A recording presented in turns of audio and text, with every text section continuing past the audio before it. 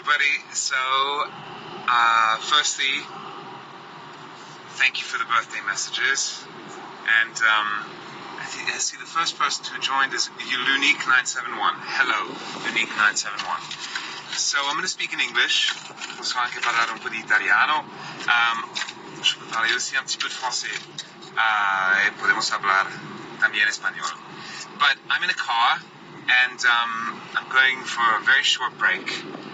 So I thought I'd take this opportunity to say hello to everybody, to thank you for all the messages, but more than that, thank you for all the support over the past few days, the past few weeks, the past few months, and more than that, because it's been quite an intense creative process, this new record, and I made some pretty serious decisions as to what I wanted to try and achieve with this album, with my collaborators. And so, looking at some of those questions that you asked on Instagram the other day, I thought that it would be way better, instead of just writing some kind of very quick question, answers to your questions, that I would just pick up the phone and speak to you directly. And so, yeah, I don't know what some of these requests to be. I know you can't be in the live video with it. No, don't do that. That's not a good. Cuckoo. Hello, Anouk29. Hello, Italos Brito. Hello, all of you. So, I've got an iPad here, and there's loads of questions on this iPad that you guys asked. I mean, there's tons. I think there were 1,200 or more questions that were asked. And as a result, I can't answer them all, but I'm going to just go through a couple of them now and try and see if we can get somewhere with this, and hopefully this will work. All right? Hello. Okay, so what are all these? Whoa, so many messages. Hey, everyone.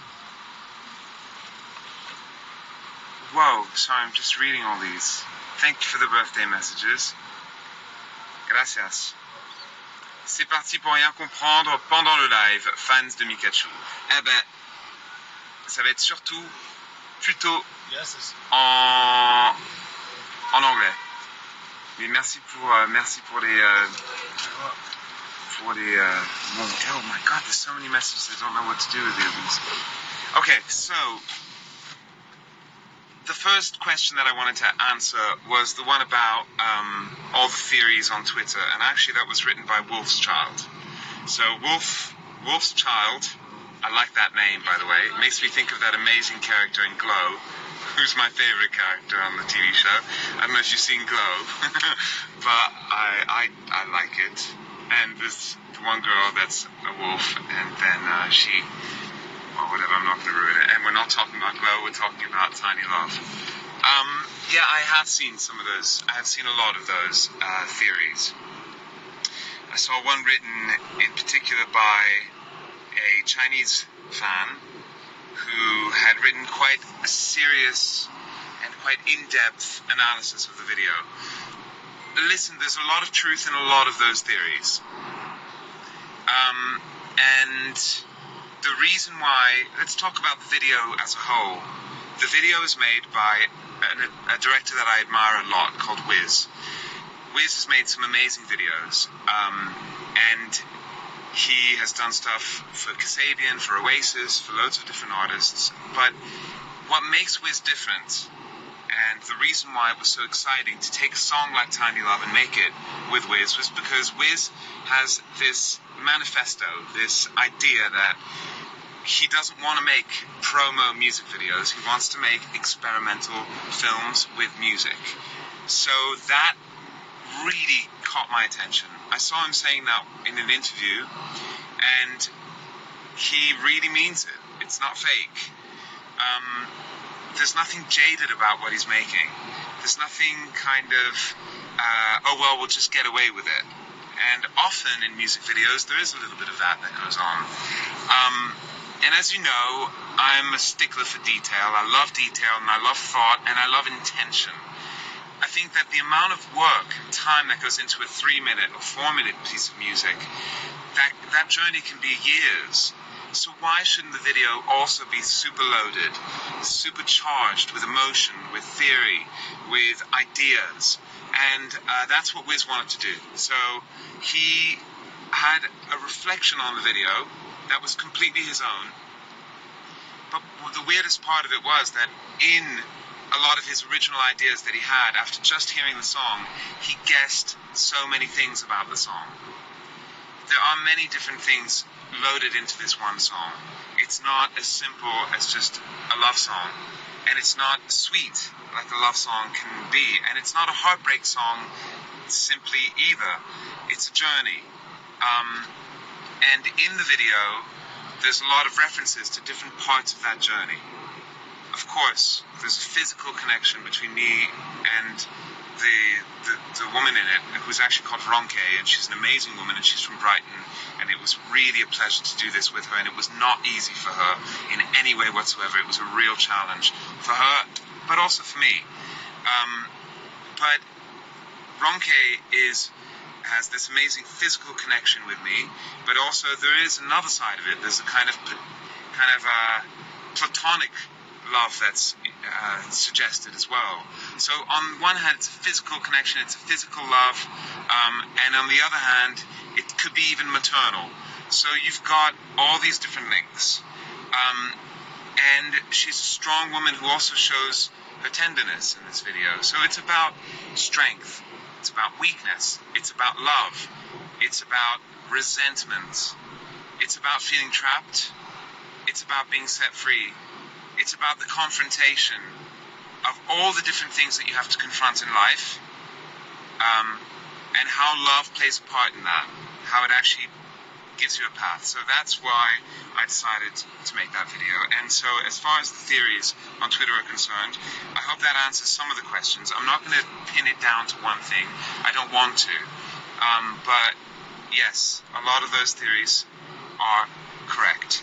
So, but not one of them is entirely correct, if that helps. So Anika Priv asked who helped make the video, and actually it's Wiz, so there's the answer to that.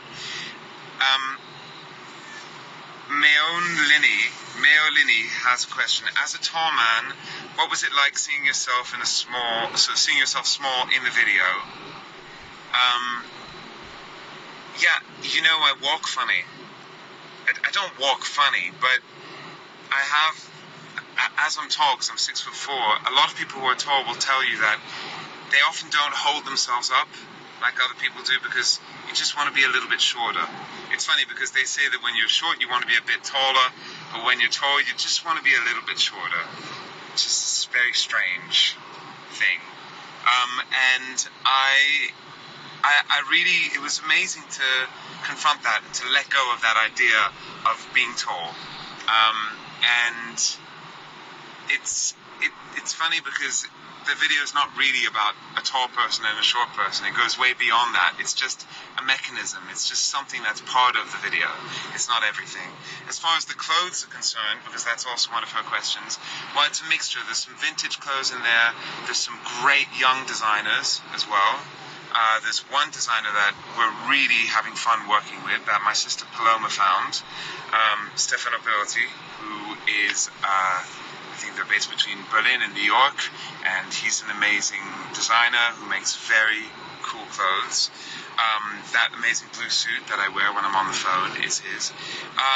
And there's also a costume designer that works more in film and television that worked with my sister Paloma to make sure that this video didn't feel like a kind of fashion shoot, but more like a film.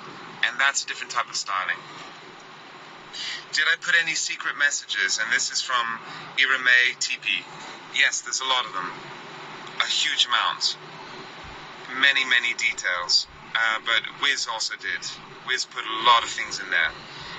Again, the strange thing about Wiz is that he guessed so many of those details and he put them in there. And that's what's amazing about what he did. He has intuition, which is essential for a director. Who is the, giant human? She's not a giant human. She's a beautiful woman who is tall. Sometimes we made her look taller using post and special effects, but her name is Ronke. She has a restaurant in Brighton, and she's an amazing woman. There's some questions here, like, can you tell a little bit more about the process of creating the song Tiny Love? The lyrics are very poetic, and so is the music. Did any other musicians or poets influence you? And this is from Ingrid Chant. And also there's another question here that I forgot where it was, but it compares the fact that there's 6 sections to it, just like in Bohemian Rhapsody, which is funny because originally there were more sections. Actually, there were like 11 sections to the song, and at a certain point, I realized I had to cut it down somewhat, but maybe one day there'll be another version, or the demo will come out where there's like the 12 sections, and you'll see it's really long, and it's just a piano and vocal demo, and it's already worked as a journey without any of the instrumentation. I wrote the song with David Snedden, so I want to talk about David Snedden for a bit. David Snedden is a songwriter, but he's also a singer. And he did a TV show years and years ago, and he behaved very badly on TV and off the camera as well. And it was all a little bit too much for him. And he decided that he wanted to be a writer. He is a very talented writer. He's a very giving and loving human being who, when you write with, it's not a standard songwriting session. It's a friendship. And it's very intense, and he gives a lot of himself and of his time. David did, I think we did 11 different trips for this album. 11 different trips, each one lasting between 6 days and a couple weeks, over the course of a year and a half. Very few people write with you like that. Very few people invest like that, emotionally and creatively, and with their time.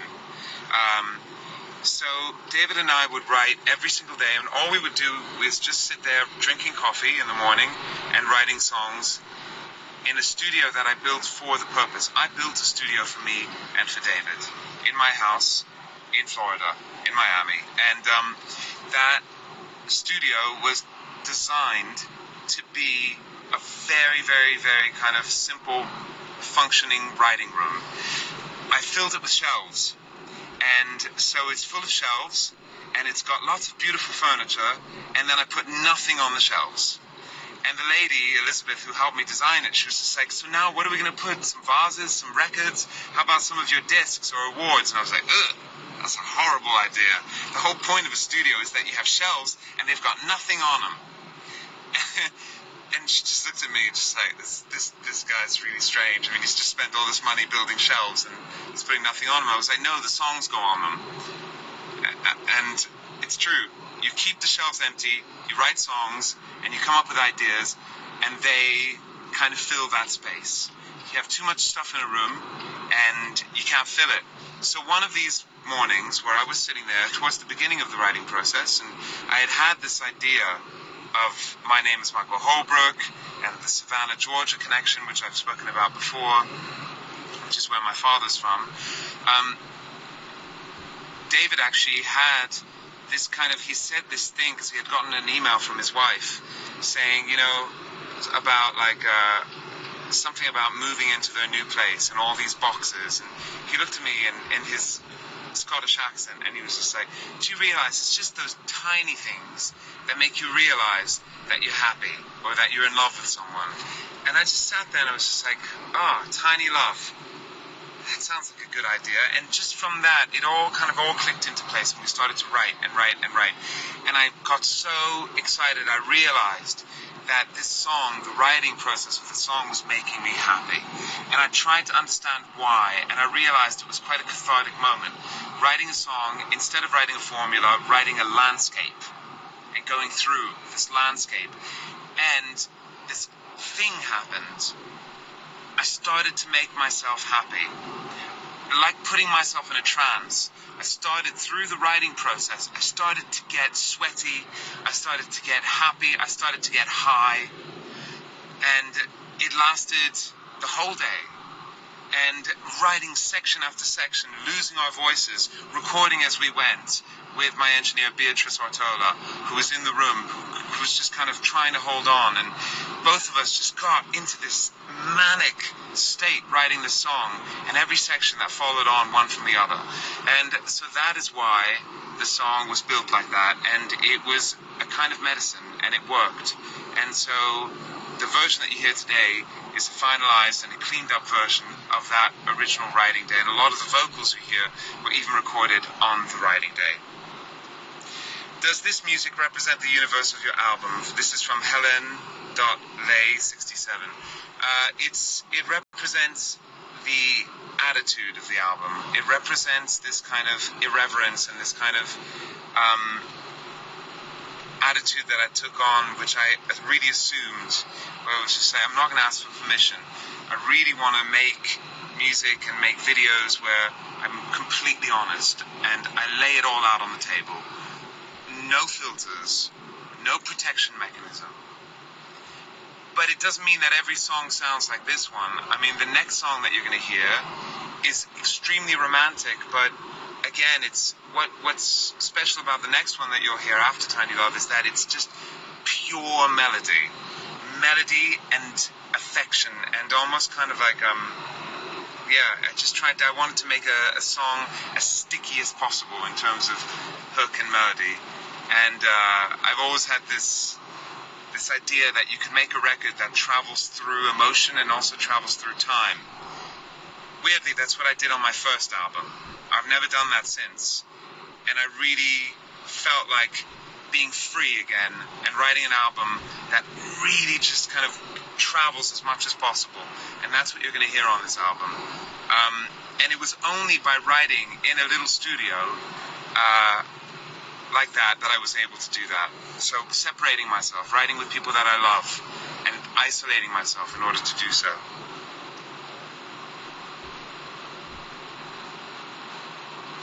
What is the meaning of the female hand and the goose on the cover of the artwork? This is from Melody MFC. Well, there's many meanings to that. The artwork this time around, I'm doing it with my sister, of course, Yasmin, and Matt Maitland from an amazing art studio in London, design studio, called Big Active. And between the three of us, we kind of come up with these worlds that represent the records, and so you'll start to see that everything, just like the album cover, is divided into slices. The album cover represents slices of me, and the singles represent different slices of the song. So Ice Cream was the same, Tiny Love, and all the following singles will follow the same concept, but we're going to play around with it and try and elaborate it every single time. So the hand is about scale, the planets, the idea of feeling like when you're happy you feel huge, but when you're terrified everything feels so much bigger than you. And love has a similar, love, hate, fear, they all have that similar effect of changing the sense of scale around you.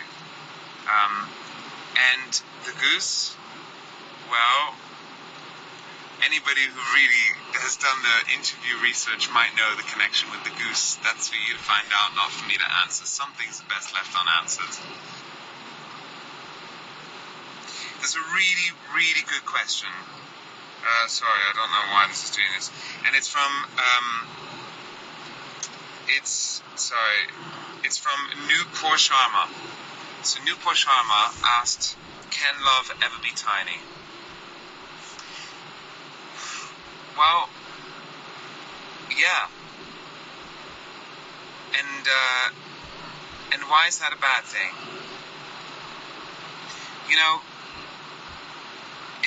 It is tiny because the love that you have for someone else or for something is invisible. No one sees it. You can't you can only express it. But that invisible thing is probably one of the things that shapes the course of your life the most. So can it be tiny? Yes. Can it be huge? Yes. But you know, I think also this idea that everything's got to be huge. We're living in a time of comparisons. This application, Instagram, is basically a giant provocation of jealousy. It seems to be the number one feeling that you get when you look at Instagram. You look at people and you see their bodies and you're like, oh God, wish I looked more like that. Or you see people on their holidays and you think, oh, I wish I had the budget to go on a holiday like that, or whatever. And everything's always got to be bigger, fancier, better, hotter, sexier. So I think now's as good a time as any for something like Tiny Love.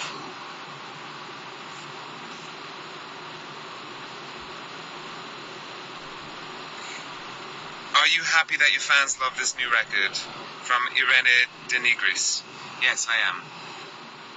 I'm happy that it's intriguing you. I'm happy that it's provoking curiosity.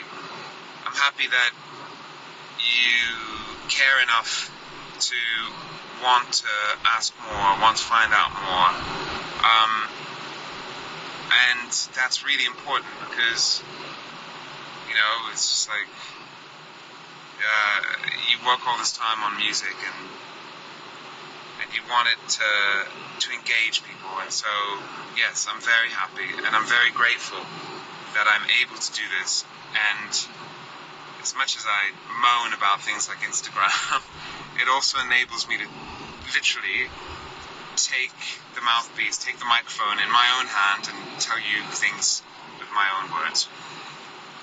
Alors, Albert Arts, qui est en train de dire que merde, il y a des Français qui comprennent rien. Alors pour un moment, je vais parler un petit peu en français. Alors ciao. Six foot ouf. Pardon. Je suis en train de dire un truc qui est assez important, c'est que en fait, il y a quelqu'un qui m'a demandé si ça me fait plaisir que les fans sont en train d'aimer ce nouveau disque, Tiny Love. Et oui, évidemment, c'est très important. C'est extrêmement important et ça me fait très plaisir, surtout parce que ça provoque une discussion. C'est intriguant pour les fans et ça, cette chose-là est la chose la plus importante, parce que ça veut dire que pour vous c'est pas juste n'importe quoi, parce que pour moi c'est pas n'importe quoi. Pour moi c'est ce que je fais, c'est ma vie, c'est la manière que je m'exprime. Donc si ça vous interpelle, si ça vous provoque la curiosité, eh ben ça c'est la chose la plus importante. Okay, I'm reading through some of these messages here. Thank you very much for all the messages, really. There's a lot of them. Thank you very much. Thank you.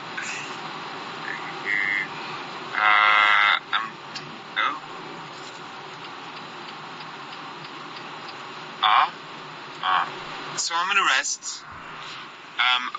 From Fatima is asking me if I'm going to go to Morocco for a concert. I hope so.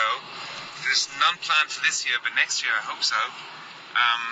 You know, I've done a few concerts there. I've done Mawazine a few times, and that has to be one of the funnest gigs.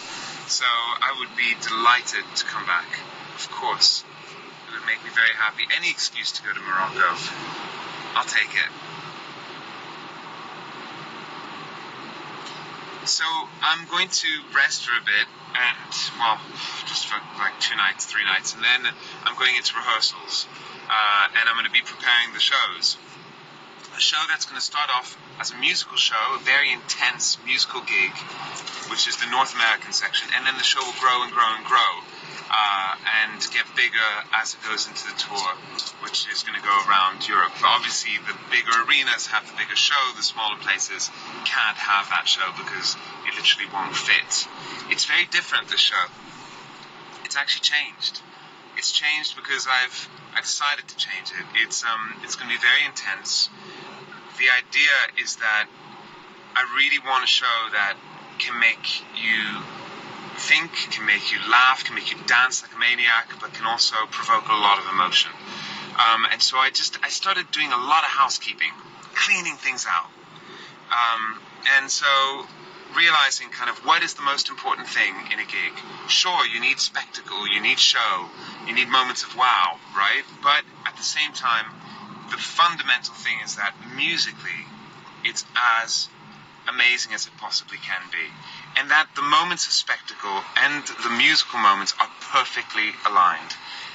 That's what you remember in a gig, more than anything, and that's what we're going to be working on. So the band is actually starting tomorrow, but my MD, Tim van der Kaal, has kicked me out because he wants time to work in detail with the musicians and set it up, and then I'll join them in 2 days.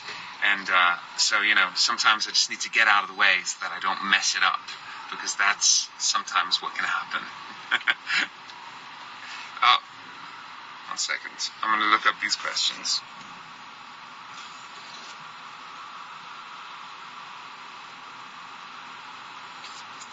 Do you have any plans to come to Japan? From Haru Mika fan.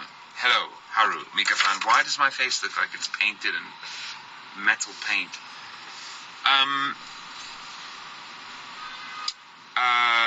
So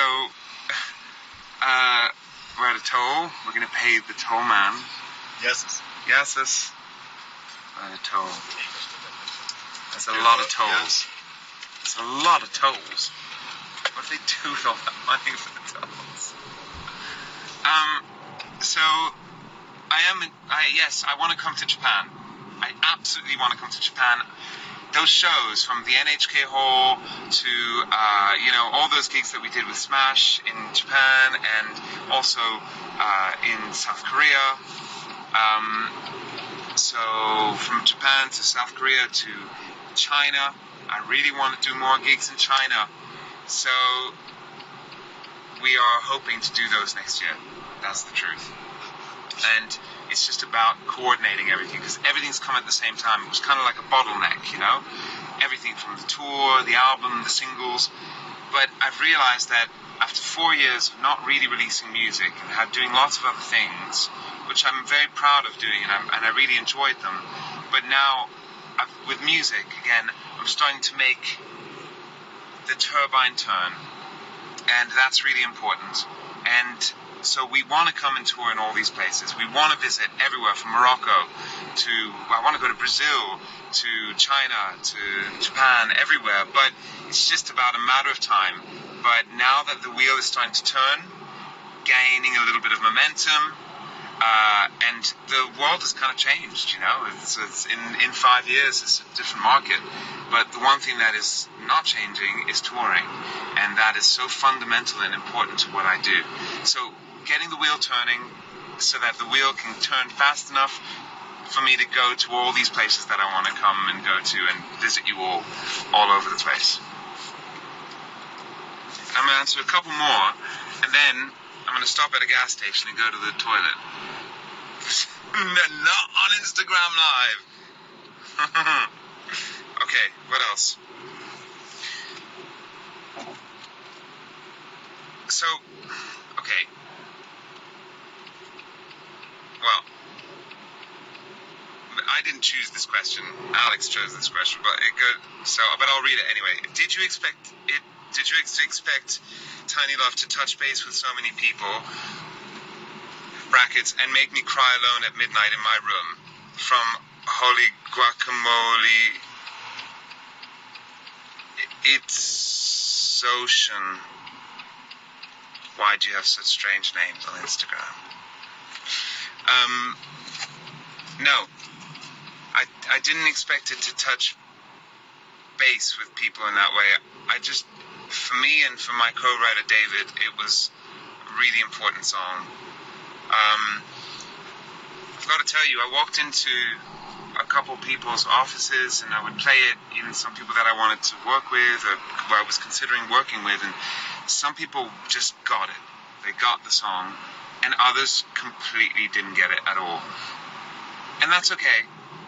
A lot of the songs even from my first record have provoked that reaction.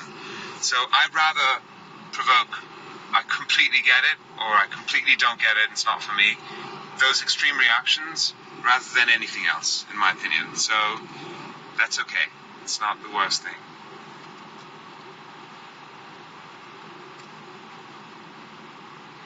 in an interview, you gave the meaning of the artwork for Ice Cream, explaining all the different parts. Can you do the same for Tiny Love? And this is from Marinette Brun. No, I don't want to. Because sometimes you don't have to explain everything. It's not necessary. Sometimes you can explain bits. And Tiny Love is not Ice Cream. It's different. The best thing about Ice Cream, apart from the groove, is the way the lyrics are written. And if you ever just read the lyrics on their own, you'll see something so wickedly playful in those lyrics. But Tiny Love is a different type of song. It's not the kind of song where you want to go and explain every single thing. You just don't. It's too private. It's too intimate. It's too loaded. So, no, I'm not going to do that. But I hope you understand why I'm not going to do that. It's for the sake of the song. And I think we're lost. We are lost. We're lost. We're definitely lost. The car is stopping at a supermarket. Okay. I'm going to answer like 2 more, and then I'm going to say hasta la pasta. What about some merch? Tiny Love t-shirts, or My Name is Michael Holbrook hoodie from Zlat Berikova. That's a really good idea, actually. Merch is going to be really cool for this next tour. And we're doing it, we're going to control it even more, because now I'm entering the phase of manic control. Because I've realized there's no other way to be. And you just need the best collaborators possible. I've got my sister, I've got Matt Maitland, we've got Alex Hutchinson from Fiber Abbas, we've got people like Wiz, Mark Crew, Dan Pretty, David Sneddon. Just surround yourself with the best collaborators possible who are full of love and enthusiasm and who are thorough and give good energy. And then you can be honest, you can be touching, you can be harder, but do it for a reason. And you can make good stuff that you're proud of and defend it honestly. I don't want to be surrounded by assholes anymore. And there's a lot of them out there, especially in this business. Protect yourself with the right gang. And I've got to say that the best gang that I have in the world is my fans. And I know there's some things you adore, some things that you like less, but it's all part of the discussion, and that discussion is worth everything. And I just hope that I can continue to intrigue you and to intrigue myself as well. And so on this day, my birthday, I'm 36 years old today, I thought it was a perfect time to answer some of your questions. But also, thank you. Thank you for the support that you give me. Thank you for the love. Thank you for the attention and the care. Yeah, that's it. No more assholes. Merci. Thank you very much. A big kiss, and see you very soon on stage.